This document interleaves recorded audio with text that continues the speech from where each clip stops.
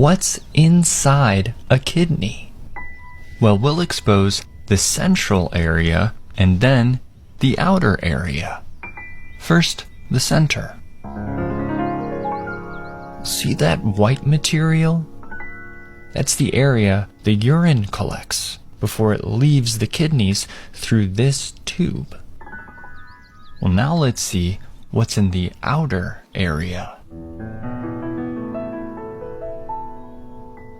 You see those triangles?